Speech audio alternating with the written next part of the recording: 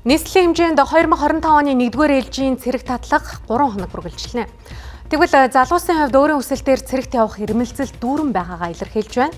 Энэ жилийн хувьд цэрэг татлагад хамрагдсан залуусыг тэнцсэн тэнцээгүйг үл харгалзан Сүрье доох Тэмбүүгийн шинжилгээнд хамруулж байгаагаараа онцлогтой байна.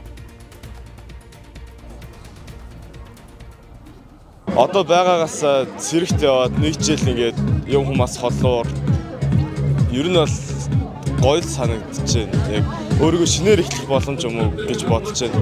Эх орныхоо төлөө ядаж буугаад цэнэглээ сурчмаар л байна. Тэгээс яваад ирээлгээл. Тэг явж үзэхгүй бол тэг доор 40 дүүнэр байгаа. Цэргийн насны залуусын дунд зүрх судасны, гэмтлийн, арсны, шүд эрүүн нүрний эмгэг, сэтгцэн эмгэгүүд их байгаа нь цэргийн албанд тэнцэхгүй суур шалтгаан болдгоо. Иймд батлан хамгаалах салбар цэргийн насны залуусын эрүүл мэндийн үзэлгээг чанаржуулж, цэрэг татлагын зохион байгуулалтыг сайжруулах тал дээр онцгой анхаарал хандуулан ажиллаж байгаа юм а.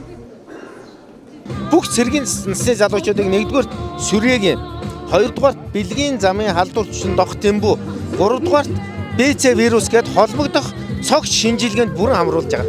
Ингэснээр бид нар энэ цэргийн насны залуучуудын эрүүл мэнд яг ямар байгаа юм бэ гэдэг үндсэн алгоритмыг гаргаж авч чадж байгаа. За энэ жилийн цэрэг татлага 2025 оны 1-р ээлжийн цэрэг татлагын онцлог болохоор хаал дүүргийн 60 жилийн нийслэлийн цэргийн штабын 100 жилийн ойтой тогтцоотой онцлог байна. Мөн дээрээс нь